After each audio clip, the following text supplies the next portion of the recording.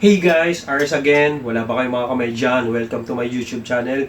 Guys, this time, mag-unbox ako and also i-review ko tong motherboard na gagamitin natin dun sa AMD Ryzen 5 2600 na build natin. Etong ASUS TUF B450M-PLUS gaming motherboard. I-unbox ko, i-review ko kung ano yung mga features ng motherboard sa pagbabalik ng video.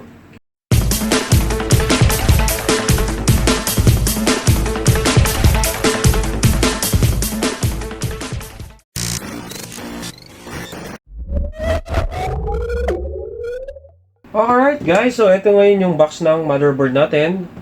TUF Gaming B450 Plus Gaming Motherboard by ASUS. So, B450 yung chipsets natin, AM4, Ryzen, Athlon, possible din dito. Check out nyo na lang dun sa CPU support dun sa manufacturer's website, dito sa asus.com. Also, crossfire siya, compatible siya sa AMD Crossfire just because dalawa yung PCI Express niya, then may HDMI na siya, VR ready, AMD Ryzen 3000 desktop ready. Since na ang gagamitin nga natin ditong bundled or processor is AMD Ryzen 5 2600. So gagamit din tayo ng GPU na RX 570 na 8GB. Also yung motherboard natin, ASUS Aura Sync na siya. Yung board natin meron tong LED na pwede nyo i-customize using Aura Sync. At the same time, meron na rin tong 12 volts 4-pin RGB header. Papakita ko sa inyo yung mamaya. So, ito yung box. Very decent naman yung box.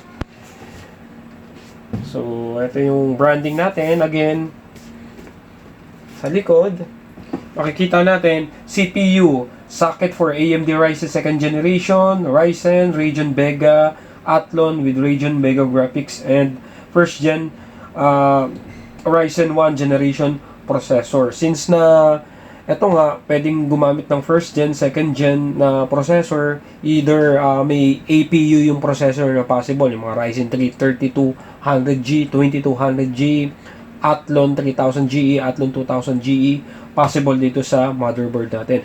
Yun nga, yung Ryzen 5 2600 natin, need ng discrete na GPU para mag-perform yung processor natin.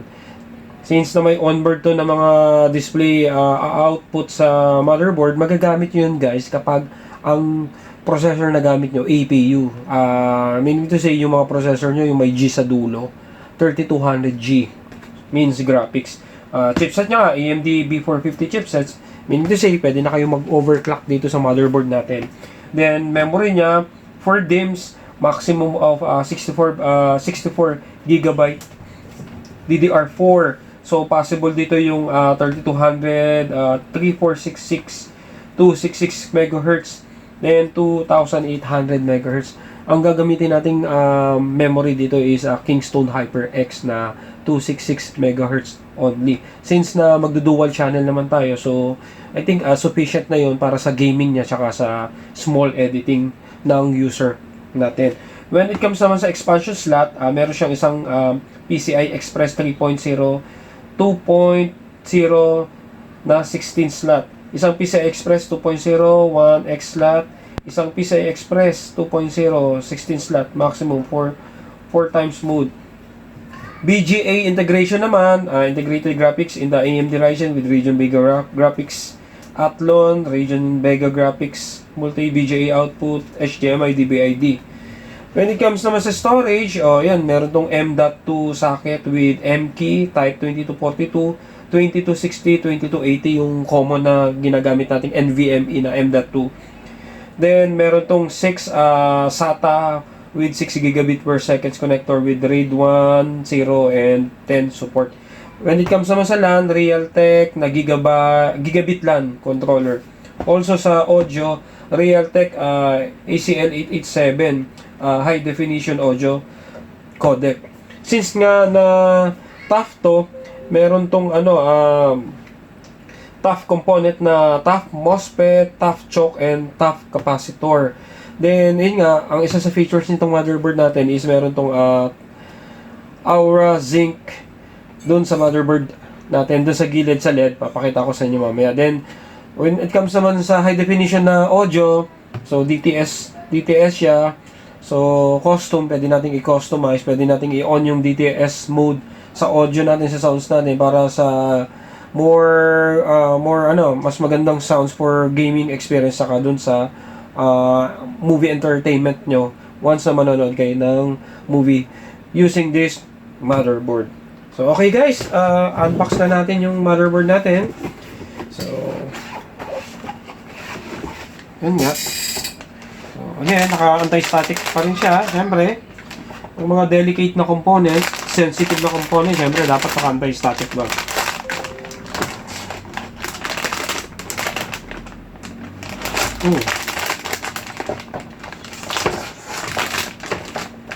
Okay, tabi ko muna yung motherboard. Ito yung box. So, under ng box, meron siyang, of course, meron siyang SATA cable, 2 pieces. Then, meron siyang screw and ito yung pinaka-bracket para dun sa M.2 na NVMe SSD nyo. So guys, ang tip ko lang sa inyo, once na magbi-build kayo, kung hindi kayo gagamit ng NVMe na M.2, gamitin, ikabit nyo na to para hindi siya ma-misplace.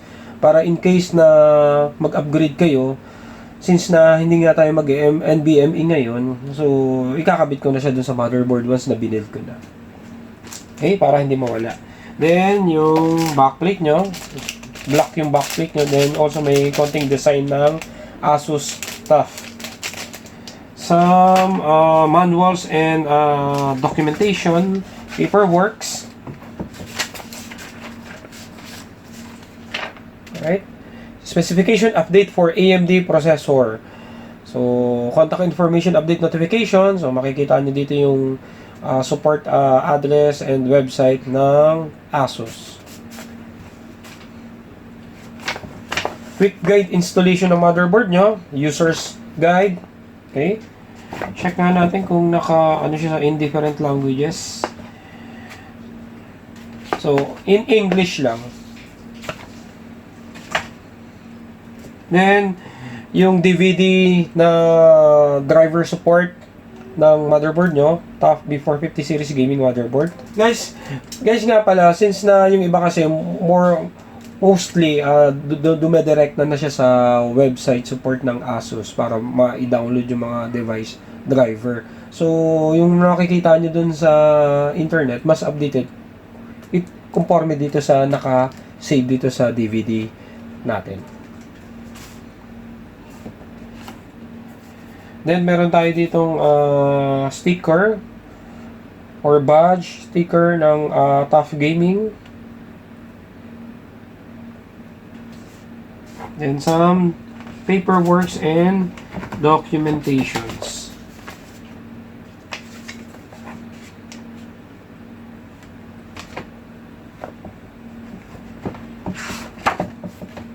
Then, certificate of reliability. Okay? So, yan yung included sa motherboard. Tingnan natin guys. Okay guys, so ito yung motherboard natin. So, ito yung CPU socket natin, yung AM4 socket natin for AMD processor. Nandito pa rin yung intact pa rin yung bracket natin. Guys, itong bracket na to tatanggalin nyo to kapag stock fan or yung rate sphere or rate steel ang gagamitin nyo na CPU cooler. So, tatanggalin nyo itong bracket na to. Pero most of the time, laging naka-intact yung bracket na yan. So, tatabi nyo na lang once na tatanggalin nyo. Kasi once na mag-upgrade kayo ng CPU cooler to other third party na manufacturer, minsan hindi na siya by screw. Minsan may mga bracket na siya na provided or kailangan nyo itong bracket na to para malagyan nyo siya ng third party na CPU cooler. Then, ito yung mga memory bank nyo. So, pwede kayong apat yung memory DIMMs natin. So, pwede kayo dito mag-dual channel, mag-quad channel. So, check lang natin sa manual kung ano yung uunahin nyo. Since na ang gagamitin natin dito is dalawang 8 gig na DDR4 na 266 MHz. So, check natin kung sa black or sa gray tayo maglalagay ng memory. Tapos, hindi siya pwedeng dikit, guys. So, dapat, black, gray. Then, yung pinaka-power input nyo, yung 24 pins nyo para dun sa power input ng motherboard. Then, sa 12 volts na CPU supply, meron siyang 8 pins. So, dapat ang gagamitin yung power supply dito sa CPU, merong 8 pins. Then, makikita nyo yung heatsink ng ASUS TUF B450M-PLUS motherboard. So, ito yung heatsink niya. Then, meron din tayo ditong heatsink. May logo siya ng TUF. So, ito yung pinaka-chipsets natin na B450M. When it comes naman dun sa PCI Express, para dun sa GPU, so dalawa. So, meron siyang parang steel protected dun sa pinaka-primary na PCI Express. Tapos, ito yung pangalawa. Yun nga, yung motherboard natin, capable na to for crossfire. AMD Radeon Crossfire. Then, meron siyang isang mini PCI Express. Then, meron siyang communication port. Also, meron siyang audio input. Tapos, USB 2.0, dalawa. Then, USB 3.1 Gen 2, isa. Then, tapos yung mga inputs nyo for LED, power, reset, and hard disk LED. Then, 6 yung SATA connector nyo. 1, 2, 3, 4. Tapos yung dalawa. So, I think ganun pa rin naman, guys, kapag gagamit ka ng M.2 NVMe na slot, yung pinakadulong SATA naka-disable. Sa ibang motherboard na na-encounter ko, so ganun nga, naka-disable yung dulo kapag gumagamit ka ng NVMe. Then, meron siyang chassis fan, 1, chassis fan, 2, tapos CPU fan, 3. Then, yung white, nakikita nyo, RGB header na 12 volts na 4 pin. So, wala tong 5 volts na 3 pin na ARGB header. So, hinahanap po kanina, parang wala siya, no? So, ayun, guys. So, yung tough component daw dito, yung sa MOSFET, sa capacitor, then sa mga relay. So, syempre, pinagmamalaki ng ASUS TUF is yung reliability, yung tibay ng motherboard natin. Then also dito sa mga kabitan ng backplate natin, meron tayong parang cover. Tawag niya dito gaming cover. So guys, sa likod ng motherboard, so may makikita pa rin kayong PS2, so dual capability, keyboard, mouse, dalawang USB 2.0, DVI-D, HDMI, then yung USB 3.0 nyon and USB 3.1 Gen 2. Then, meron siyang Type-C na connector. Tapos, yung high definition audio nyo. Tapos, yung gigabit na LAN natin. Yun, guys. Lastly, etong TUF gaming dito sa gilid na to, ito yung nag-glow. Ito yung umiilaw. So, once na mag-install kayo ng ASUS Aura Sync na software, pwede nyong i-customize yung ilaw natin na built-in dito sa motherboard. Sa likod, syempre, yung usual. Okay? So, nandun yung sticker ng ECPC. Tapos, ito yung bracket. Then, ito yung PCB nyo. Then, guys, meron pala siya ditong symbol. Ito yung sa stand ng motherboard eh. So, syempre, kapag yung orientation nyo, hindi nyo na-adjust. So, pwede dito tumama. Pwedeng makaskas to or magkaroon ng problem yung motherboard nyo, madamage yung motherboard nyo kasi mali nga yung screw orientation nyo. So, dapat i-adjust nyo conforme sa motherboard. Minsan kasi nandito, minsan nandito. Para sa mga micro ETX na motherboard. Okay, that's it. So far, na-mention ko naman na sa inyo lahat na storage. Okay guys, so eto na yung motherboard review natin. So guys, so far naman yung requirements natin supported naman ng motherboard na to. The same time, ito nga yung gagamitin natin sa build natin ng AMD Ryzen 5 2600. So abangan nyo yung build na yun guys. So inuna ko lang i-review tong motherboard natin. So far, May ano naman siya, RGB header na 12 volts. Then, pwede ka naman mag-dual channel na RAM. Also, medyo malaki rin naman yung heatsink ng TUF natin para sa mga gaming kung gagamitin nyo ng matagalan. Then, hindi naman tayo magko-crossfire. Isang GPU lang naman yung ikakabit natin. Gigabit yung LAN, tapos yung audio niya with DTS support. Then, meron pa tong Type-C connector, USB 3.0, then USB 3.1 Gen 2. So, supported naman to. So far, good naman yung motherboard natin dun sa build natin. At the same time, dun sa budget natin. So, guys, so maraming salamat nga pala sa mga sumusuporta. So kung nagustuhan niyo yung motherboard, so check out niyo na lang yung website ng ASUS. Lalagay ko yung link sa baba ng video ko. Also yung Lazada link kung saan ko nabili to, ilalagay ko dun sa description, sa baba. Once na may mga hindi ako natakal guys, pwede niyo i-comment. So kung may mga nakalimutan ako na itakal dito sa motherboard natin. Okay guys, so maraming salamat nga pala sa mga sumusuporta sa akin. Like, share, and subscribe nyo lang yung mga videos natin. Click nyo na rin yung notification button para lagi kayong updated. So, ASUS TUF B450M-PLUS gaming motherboard. Ito yon. So, maraming salamat. Bye!